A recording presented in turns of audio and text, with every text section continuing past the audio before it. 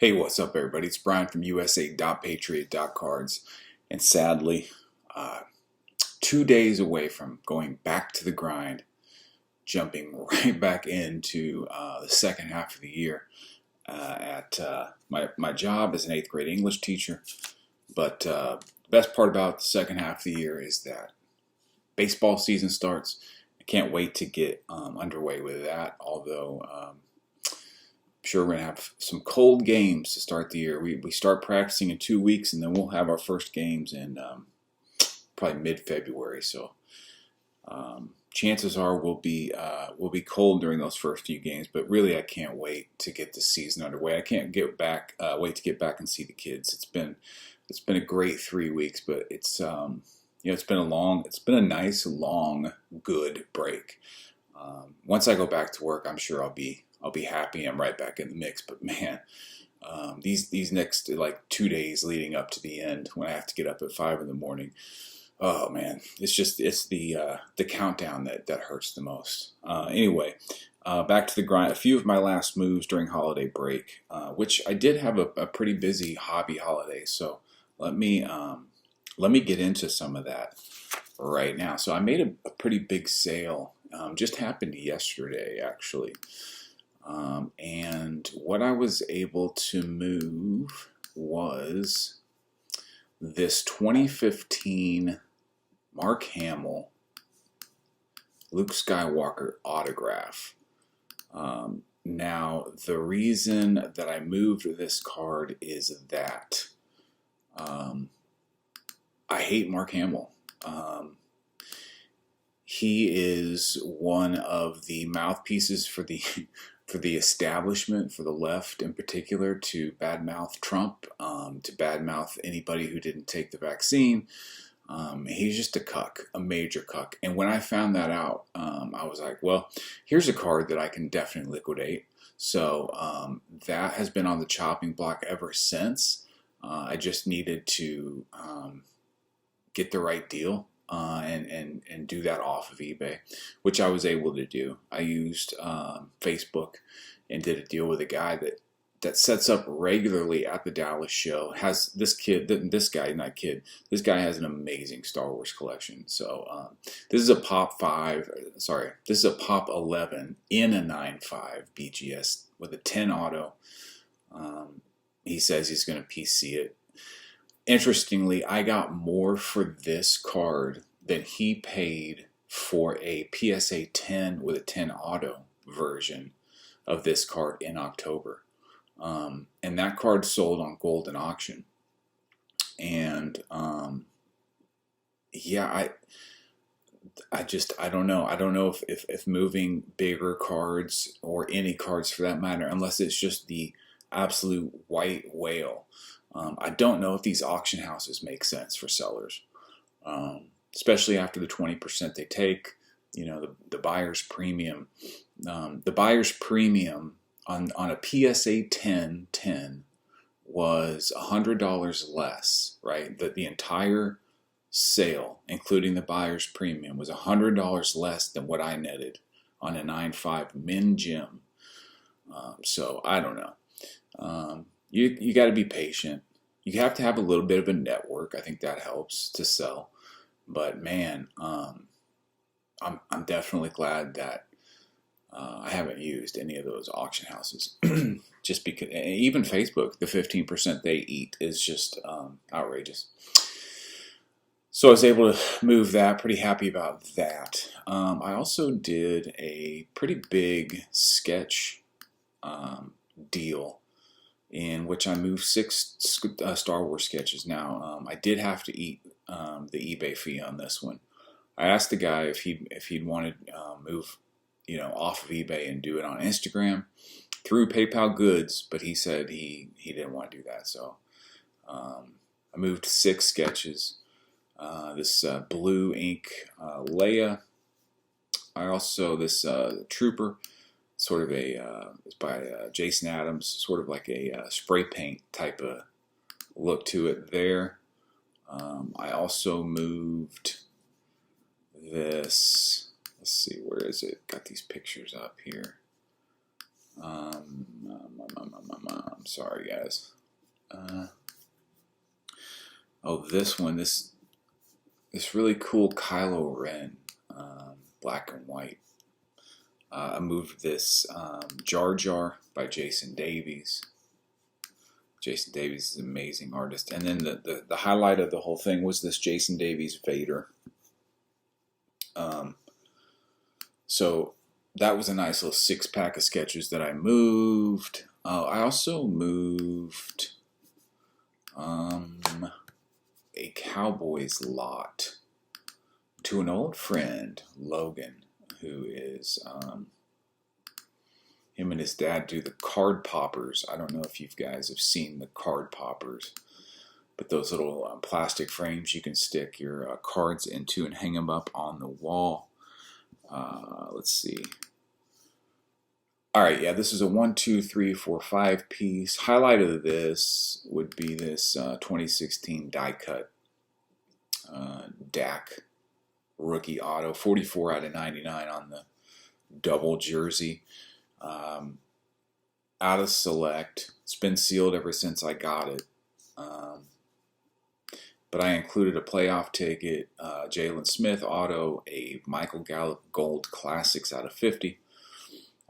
Leighton Vander Esch orange first down from score. That's out of 10 actually, his rookie.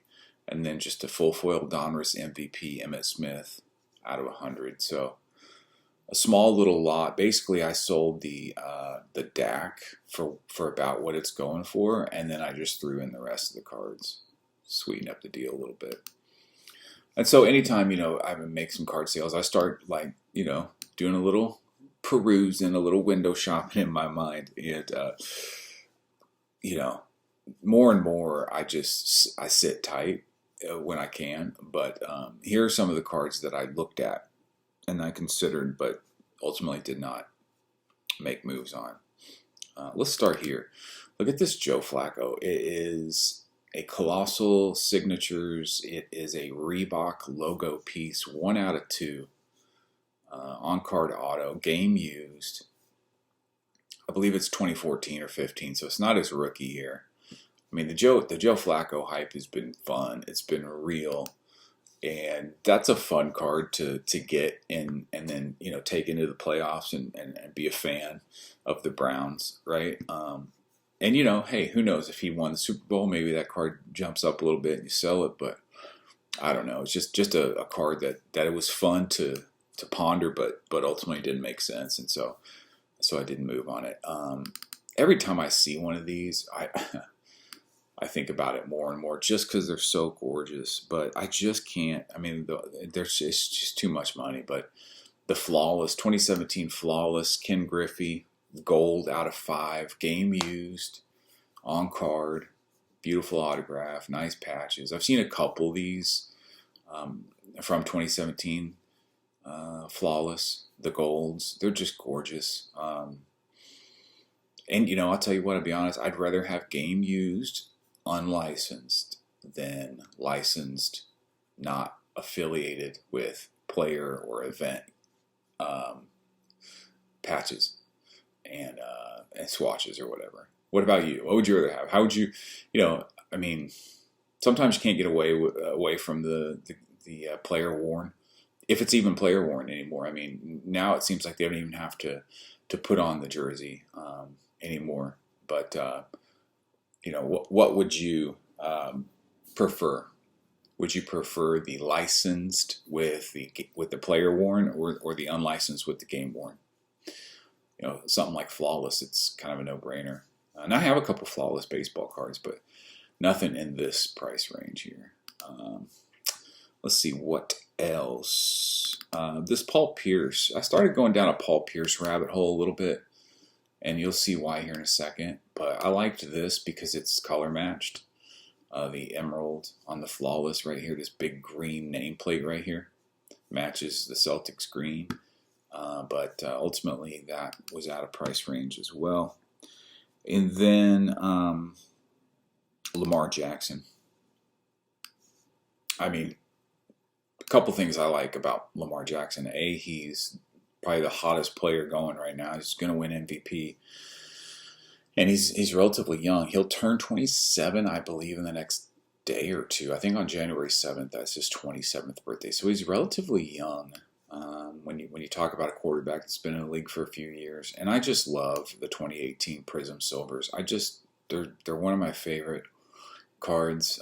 Him and Josh Allen rookies. I think Baker's in that class too, if I'm not mistaken. Maybe I'm wrong on that, but I used to have this Lamar Jackson silver, but I traded it in a trade for a camo Mahomes Prism auto, which I then flipped as part of the Luka Blue Ice deal, which then I sold that card. But I moved this silver and I moved a camo Prism PSA 10 Lamar Jackson rookie.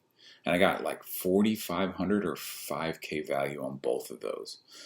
And the last silver did 1,700, I think, maybe a week or so ago.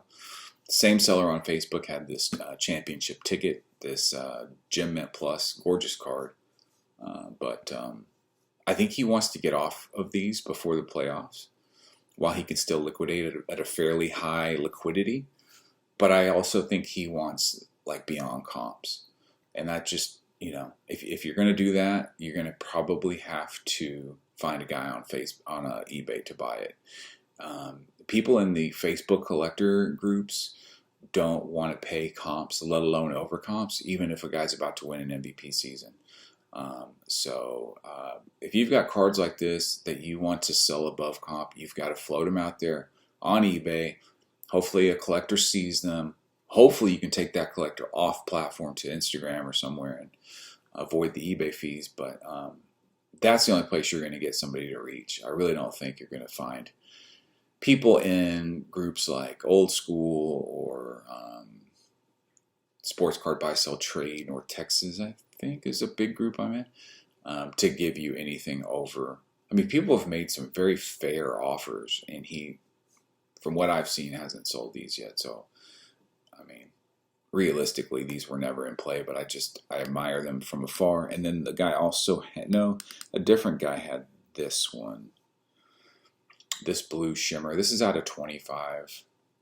A nice card. And then there was actually even a Cracked Ice Contenders 9.5 that I saw in Ryan LLC's Discord. Guy wanted 7K. I was like, whoa. Like, I don't know, man. I don't know who's dropping 7K on modern quarterbacks right now, unless it's an NT. But, it's not me. Let's see. Oh, this was fun. Before I get into some of the cards I picked up, this was cool. This popped up in a Garbage Pail Kids group that I'm in, the Patrick Mahomes Garbage Pail Kids sketch, done by Pat C. Pat Chimewang, I think is how you pronounce his last name, but everybody calls him Pat C. This was up for grabs. He was taking highest auction, sort of deal or no deal style. I think it went for $550. Very cool card, but just, I don't know. I've been able to be very patient lately these days, so I passed on this. But let me show you a couple of things I did pick up. Speaking of Garbage Pail Kid sketches, how about this? This one is this is too good. This one is by Ziggy, also known as John Montserrat. And look at the Rainbow Road. Look at the squares on Rainbow Road, how perfect they are. Definitely a Mario fan, and definitely have played my fair share of Mario Kart, so this was a fun one to get, and not too expensive either. So I mean, as sketch cards go, and one of the better ones that I've seen, to be honest. Extended the Bobby Witt Jr. a little bit here. This is the SP out of Topps Chrome. These are the ones that were not originally put into the main set. I don't know if you remember, but Topps had to go back and reissue basically packs of refractors that included some of the bigger rookies. I think some of the smaller rookies the refractors were inserted in the 2022 Topps Chrome packs, but like him, Torkelson, Julio Rodriguez. Those guys were all not, their refractor rookies were not in that main set. And so it's considered an SP. This one is the Topps Chrome Blue. I believe I've shown this already, but I definitely eager to get the color matched stuff. This one I talked about, I think, before in my last video, just about the odds of hitting this and then grading it and being a 10. I think amounted to somewhere upwards of 50K if you were going to try to get this card as a 10, ripping $60 boxes of Topps Chrome Sonic. It's the variation Bobby Witt Jr. short print. And then I think I've completed my 1998 Topps Chrome Rookie Refractor set. I've debated whether I wanted to add, like, you know, the Mike Bibby or the Larry Hughes, or I even thought about doing all the top 10 draft picks, which would include like Tractor Trailer, Olowokandi, Larry Hughes, Rafe LaFrance, I think was the number 3 pick in that draft. But let's go in draft order. The first of these to be drafted was Antoine Jameson. I think he was the 4th overall, and he went to the Toronto Raptors, but there was a draft night trade between him and his buddy from North Carolina, Vince Carter, who went number 5 to Golden State. But then they did a pick swap immediately after that.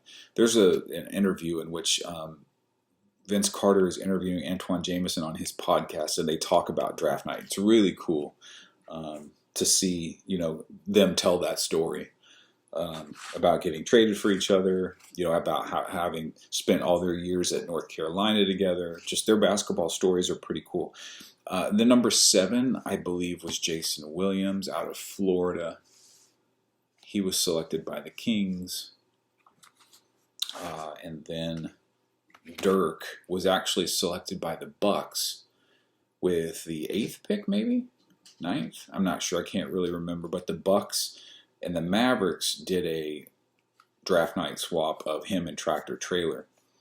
And then this is one of the reasons I started going down the Paul Pierce rabbit hole. I believe he was after Dirk 9, maybe, or 10. But man, Paul Pierce was. I mean, I know how good he was, but just some of the clutch shots he hit, and there's a YouTube video just kind of telling his story that I watched that I really enjoyed. So I might look to find something fun beyond this card of his. And then the last thing I had was this. I have a sleeve over it. I have it in a bag and then a sleeve over it. So I'll show you this picture here that I took before I put the sleeve. So it kind of clouds everything, but it goes really nice when you put it next to this Luka here. Both from 2018 Immaculate, both out of the first off the line set, and both premium edition acetate cards. And I also have this that I found at the Dallas Card Show a while back. So there are the three. I don't think did they ever all 3 play together? I don't believe they did. I think he came during Luka's 2nd year, and Dirk and Luka played together during Luka's rookie year, if I'm not mistaken. But gotta love the Knicks patch on the Dallas Mavericks card. But that's another cool little subset that kind of fell into my lap. So yeah, stayed busy over the break. Was glad to be able to move some stuff. Hope to continue to be able to move some stuff and get back to the grind. Get back to work. Start on Monday. Kids go back Tuesday. And then we get into the Dallas Card Show, which will be the 18th, weekend of the 18th. So I'll probably have some content after that. maybe even some before that. Shout out to you, Ziggy, because I know you're probably going to watch this. Go check out Ziggy No's channel, The Card Hunter. He's ripping Prism football, and he is sort of breaking down all the expenses and his strategy, and he's going to take his hits and grade them and then sell them and sort of see where all the numbers fall on that. But he also does a weekly hobby show called Hobby Now. I believe he's dropping those on Wednesdays. So I'm sure you know who Ziggy No is if you know who I am and you're watching this. But on the chance that you don't, Ziggy, Ziggy space No, Ziggy No, go check him out. Thanks again for watching. I always appreciate it. And yeah, I'll see you soon. Take care. Bye.